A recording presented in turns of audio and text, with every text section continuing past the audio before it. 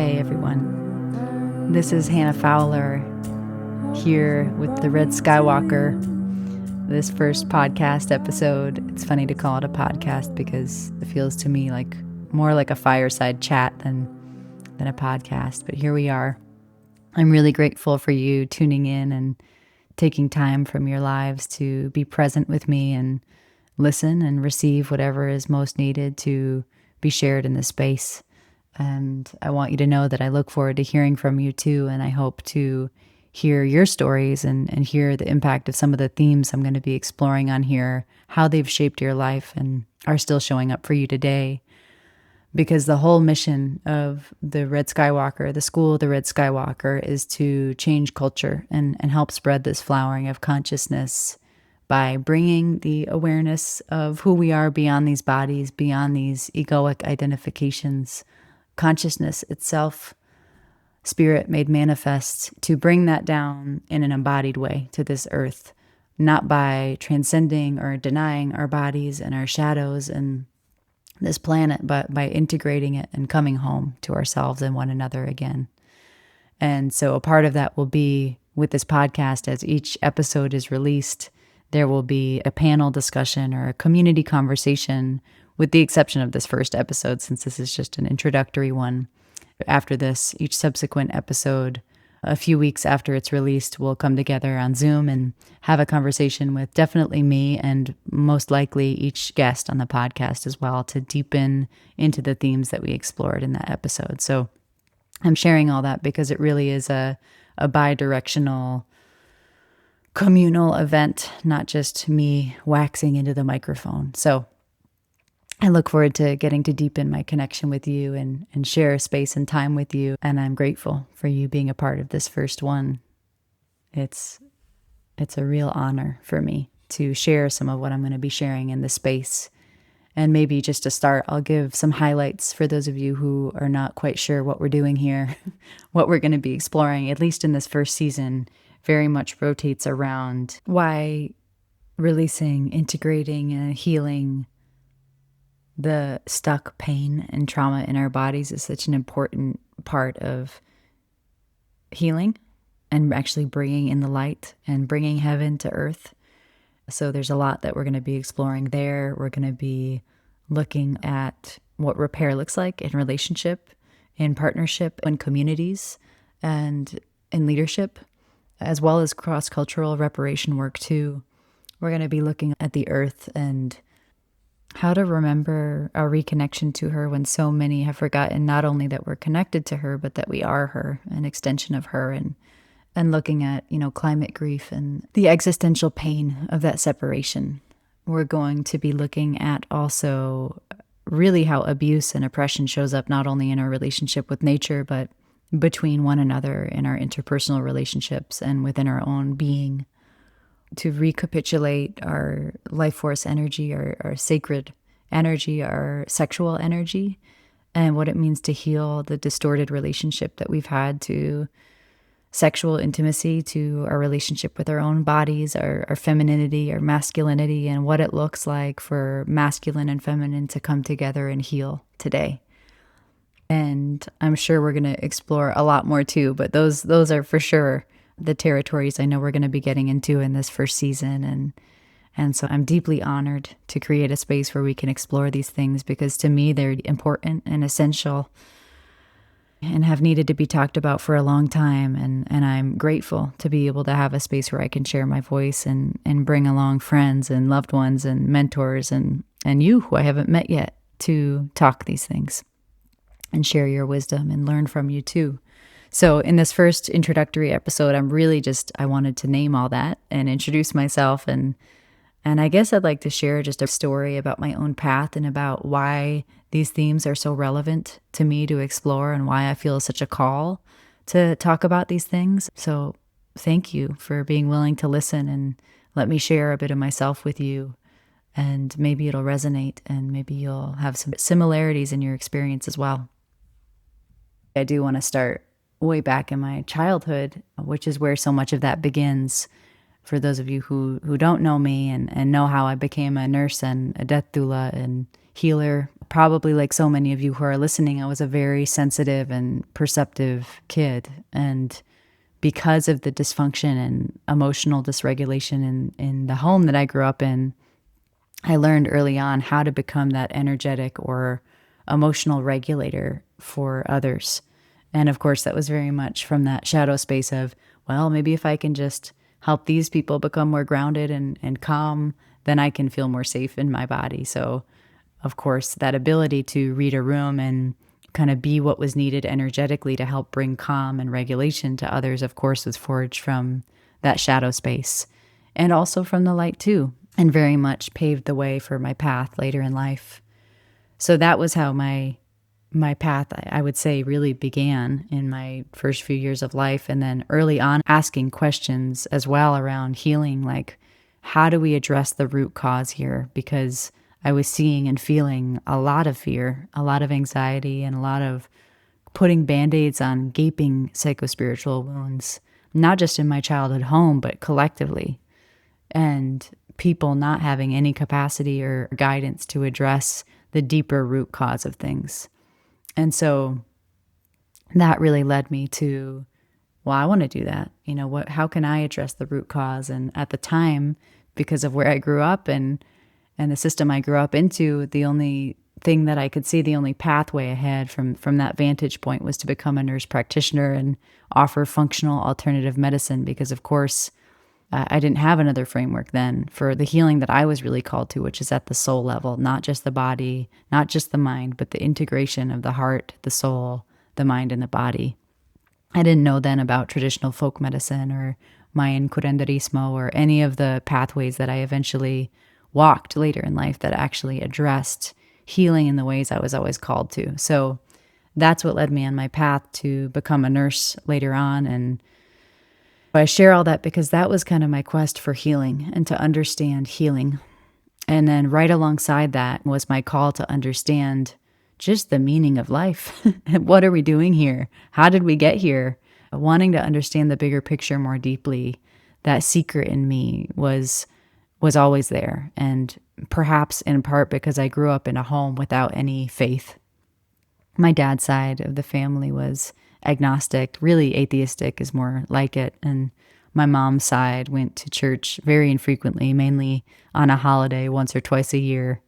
And so I came into this life having this memory of connection to the divine, but not knowing how to connect with others in my family or even in my community to find others who also felt that way because it just wasn't accessible. And so grew up in a really small town in rural New England. And by the time I was 13, I walked to the local church to explore what it meant to become confirmed because I was so hungry to cultivate a relationship with spirit and didn't know where else to go other than my connection to nature. And so I began that confirmation process. And looking back in retrospect, it was a pretty progressive church for such a small town because they asked us to go to explore different faith traditions, basically, before we chose to get confirmed. So I remember going to a mosque. I remember going to a Buddhist temple. And I just remember during that process, it's like all of a sudden the little vantage point that I experienced as a child began to grow, and my heart blew open in that initial exploration of different belief systems and faith traditions. It was like drinking water after being in the desert is how it felt. So that was my initiation into that world in many ways, and that only deepened, I would say, this exploration and seeking relationship with the mystery and with spirit. When my brother, I have an older brother, and he handed me some psilocybin when I was 14 years old and basically said, "Go get him, Tiger." And that began many years for me of cultivating a relationship with mushrooms. And of course, then, I had not only no supervision or a container, for that process to be held in a good way for me, but also no guidance or teaching around what it means to actually cultivate a relationship with a sacred plant being and to have reverence and integrity and reciprocity or any of those things at the time. So it was very different from how I learned to be in a ceremonial space later in life. But I share all that because it really deepened my relationship to the non-physical reality and felt like a pathway at that time into other states of being and remembering. And so this was all happening while I was navigating, of course, the journey of adolescence in modern day North American culture and all that contains, not having blood rights as a young woman or any rites of passage really as a young woman, but losing the sacredness of my body, like experiencing that being lost, not only because of a lack of guidance and elderhood and those processes that so many other traditions have as part of their way of being, but also sexually and the ways that I was conditioned to not have choice or autonomy over my body, the ways that I was taught to abandon myself rather than actually know how to be in right relationship with myself. And I share all that because of what we're going to be exploring in this podcast around what it means to recapitulate that sacred life force energy and to reprogram our relationship to our bodies and really call back that energy, not only in this lifetime, but from our lineage of ways that wasn't honored. And so that was my experience as a young adult. And I believe that's really where that theme of leaving my body or escaping, not knowing how to feel safe in my body or really inhabit myself definitely ran parallel with seeking relationship with spirit and the more unseen realms, really in many ways as a form of escape. That's the shadow, of course. There was, of course, the light as well, but it was both in that process. So that was adolescence and that journey that shaped my path. And then fast forward to being in nursing school in Vermont around age 18, I was given a Law of Attraction book, Jerry and Esther Hicks, and that explained so much of my experience of this aperture of consciousness opening or closing. And I began opening to the aliveness of life in ways that I had yearned for so long. And I remember just seeing the leaves become a deeper green and seeing them move in the wind, like really just tracking the aliveness of life in a way that began to become sustained and learning about how we create our own reality by intending and aligning energetically and, how life reflects to us what's needed for our growth and evolution individually and collectively and all that. So I share all that because that was my gateway into other spiritual texts for many years after. And I was just an absolute sponge for that at the time. You name it, Ram Dass, Alan Watts, Eckhart Tolle, Pema Chodron, Reggie Ray, Mickey Singer. Those were all ones I loved at the time. Paul Selig had just started writing his books, I believe. Course in Miracles, you name it.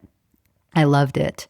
And I was in that exploration and feeling deeply isolated because I didn't have any community of others wanting to explore these things, and felt this chasm between, this way I was presenting myself to my peers and sort of social expression in terms of belonging in groups and how I was really feeling on the inside and what I was experiencing. So that was nursing school. And then shortly after that time, I worked as a nurse in Vermont, weaving in energy medicine and coming into my own a bit more, I would say, in my own self-expression and studying the impact of prayer on healing outcomes before moving along that path that I was hoping to become a nurse practitioner. And I suddenly felt this full body knowing that I was not going to continue that path. I did not want to study more pharmacology. I did not want to continue to be in school for another 4 years or more.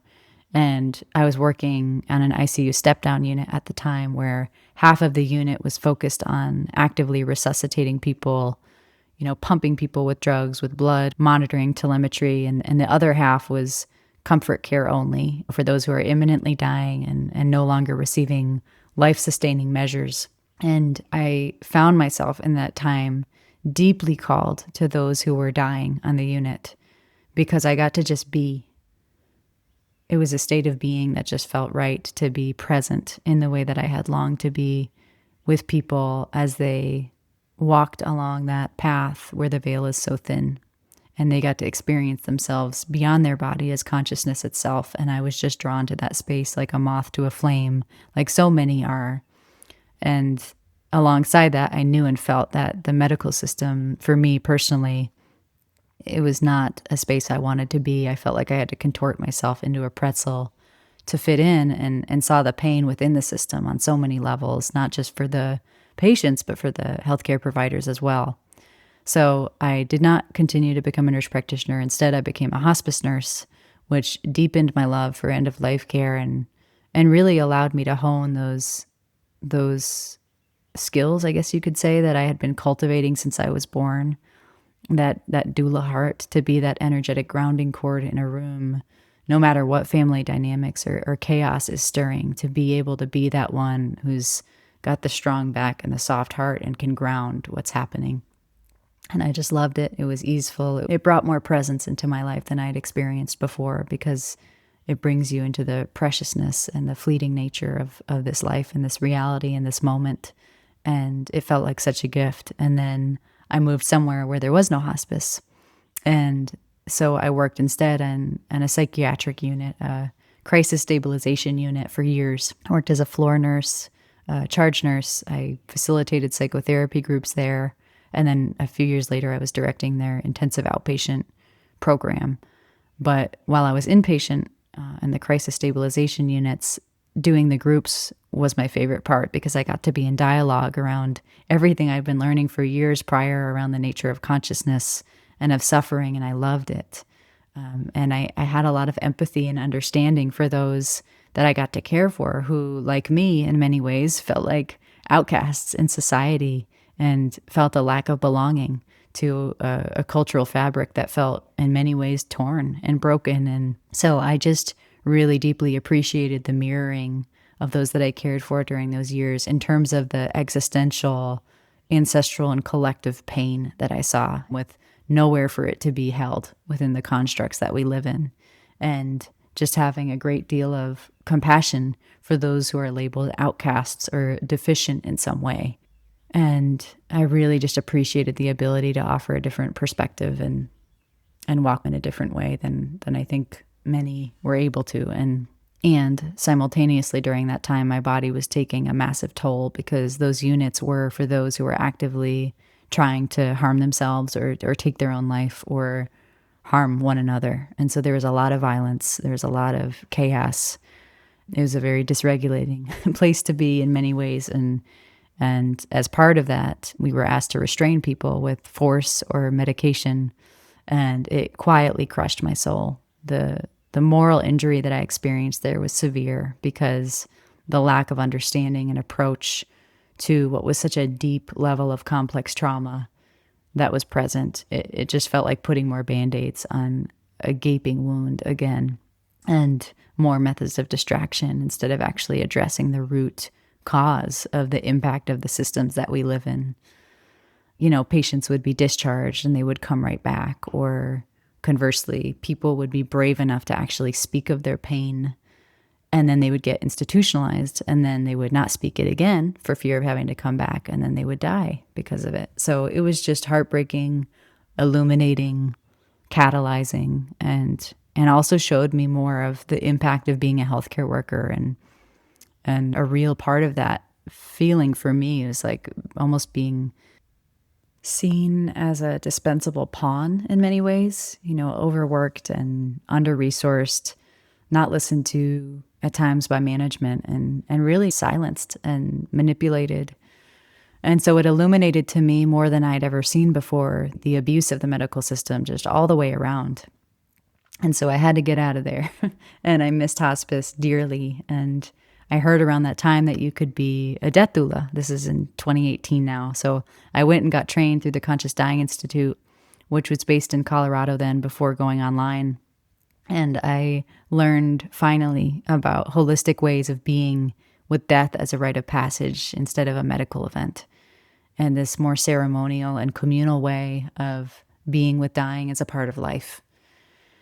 And it changed a lot for me. It changed my sense of community. I met kindred spirits that shared philosophies and views. I finally was able to show up in a way that resonated with me, in ways that didn't need me to contort myself or hide parts of myself by working within the system. And shortly after that, I was asked to teach that program and trained others to be death doulas for a couple of years. And all of this kind of was leading up to eventually hearing about a young man named Ethan Sisser, who was dying of a glioblastoma. And someone on the team encouraged me to tune into his live stream of his active dying process. And I was like, what? I had never heard of someone doing that before. So I opened that video and saw him there in real time, surrounded by a lovingly attentive community of new and old friends caring for him in his last days. And I felt full body goosebumps, knowing in some way that I couldn't explain that I was connected to this man. And so unsurprisingly, as a typical cosmic wink does, less than a couple of months later, after Ethan died, I received a call from the director of a film being made about his death called The Last Ecstatic Days.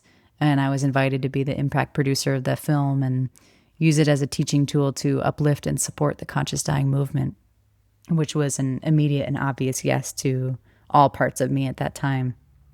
So I moved to Asheville, North Carolina in January of 2022 to work on the film, and ended up staying through another invitation to help co-create and ground the vision of Emberlight, the Center for Conscious Living and Dying, which was catalyzed in many ways by Ethan's death. And so I was one of the founding directors on the leadership team of that center, which is where I created and co-created the training for those sitting at the bedside, which began in the early days just as a handful of volunteers meeting in a backyard. And by the time I left that role, almost 4 years later, had ended up being for hundreds of incredible people who sat at the bedside, including not only the local volunteers who help sustain the mission and vision of the center, but also the death doula program for those who came from out of state to visit and learn our ways of being and the ways we were doing things there, and also learn about the Omega Home model. And so I taught those programs. I taught the culture guide training for the organization, which helped me learn about what leadership embodiment really looks like and means and how important that is, and also how to create an end-of-life care home that's non-medical when so many who are drawn to it are medical. Like, what does it mean to put that down so it's not felt in the ethos? And what does it mean to create a space that doesn't traumatize its caregivers? And how do we create a space where we love ourselves and one another well? So I learned so much through that process. And it was also during those years that I learned the main things I'm called to now, which really rotate around 1, repair, and 2, healing trauma. Because leave it to being in community, to have all of your stuff come up, to be examined and transmuted. And that's what happened there. It was a really potent time to be working and living in community where the mission is so much about service and about love and this essence of awareness, of conscious awareness around who we are beyond these bodies, and where all of that meets and rubs up against the trauma that actually lives in our bones, that cannot be bypassed, cannot be prayed over or manifested away. So I was blessed with a deep and painful initiation during that time into the integration of shadow that I had not had before at that level, really as an essential part of actually bringing in the light. And it was through that process that I began speaking about the importance of healing and integrating trauma individually and collectively so that we can really be present without getting in the way. And I was humbled, and I'm still humbled by that work every day, which is to me the work of these times. How do we embrace and integrate the pain of the past so that we don't thrust it into the present moment or the future? How can we become enough of a hollow bone to actually let the light pour in that's being asked to in these times? And I would say that the other deeply healing part of that journey for me was learning about repair, really learning about repair in partnership, learning about repair as a community, cross-culturally. I was really just beginning to wake up personally to the impact of being in abusive relationships and looking at how pervasive it is for people to bring abuse tactics into the healing space, as my trauma mentor would say. And I saw the healing that was possible through repair between people, like what was actually needed for that to happen versus when it doesn't happen well. And so it's something I'm really passionate about now more than ever, because I hear people all over talking about co-creating this new earth and these new paradigm ways of being. And yet I believe if we don't actually take care of our fear and do that work to love ourselves and one another well, to actually live and lead from a place of integrity, we may say we're creating something different, but are we really? And so I feel very blessed to have seen how that's done well in certain organizations, and where it's not been done so well, and the harm that it causes for people that can be completely avoided.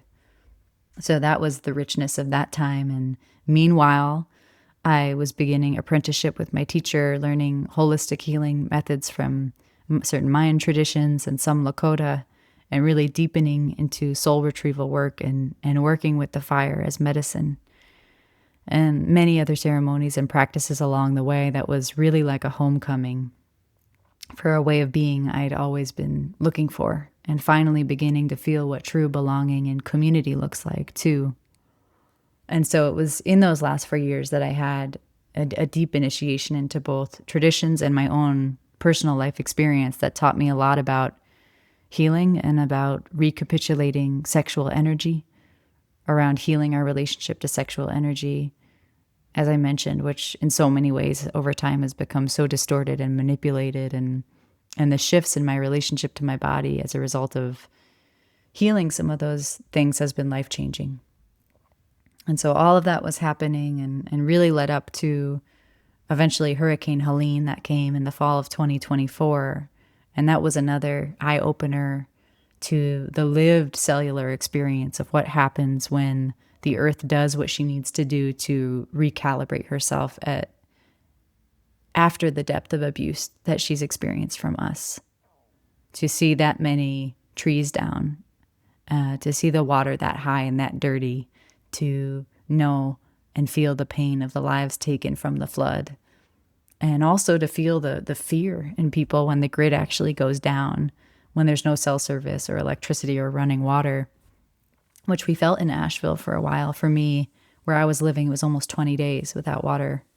So it was a big wake-up call to these times, to climate grief, to what it's like to live in disaster and the trauma that activates people's bodies as a community that I hadn't seen in that way before collectively. So I share all of that. I realize what I've just shared is a bit all over the map, but I wanted to speak, even if it seems random and in these little vignettes throughout my life, why I wanted to speak to some of the things that I'm speaking to in this podcast, and why we're discussing these themes. And really just simply to say, in essence, what I want to explore is, where am I honoring or not honoring the sacred within myself and within my relationship to you and to this earth? I could have just said that. That's the simpler invitation for what we're going to be looking at here, and exploring how to become more and more honest and authentic and embracing of our shadows, because we're one, so that I can love it all more deeply and rise to what's actually being asked in these times. So thank you for listening to all of that. Thank you for witnessing me in this. Thank you for listening. Thank you for letting me share so vulnerably. You know, part of this for me is definitely a journey to use my voice more fully and speak my truth. So it's an edge for me to share in this way so publicly, and I'm grateful for the witness. And I hope that there are parts of what I've shared that resonate with you too. So thank you. I honor you, and I honor this walk we're doing together. I'm grateful. And if you feel called, please share this podcast with anyone that may also resonate with it, because, you know, we're just getting started. The school, the Red Skywalker, is nascent in this springtime of 2026 when I'm recording this. And just because we're just beginning, I don't want this to not reach the people that it's meant to reach. So if you can share this and help us weave this web, I would be so grateful, because the vision for this work is really to connect healers and community stewards all over the globe to one another, to resource and buoy one another, to have what we need to lead and heal and love one another well and in a good way. And so that all depends on this reaching the people it's meant to reach. And so if you feel inspired and called, I would be so grateful if you would share this with friends or loved ones who might resonate, who might receive something from any one of these themes that I've shared today. It's redskywalker.school. You can find courses and group mentorship, personal mentorship, and really it's a space where we're doing this work in community to look at the patterns that are still impacting our life today from the past so that we can heal and integrate and also build community along the way so that we can show up more fully to these times and be present and witness, hold space for these transitions and also bring forth the energy from a different level of consciousness, a different frequency than we have before. So if you feel called to do that work, please check it out. It would be an honor to walk with you in that way and weave this web together in community. All right, dear ones, until next time. Hope is what brought me to you. Hope is the car that brings us home.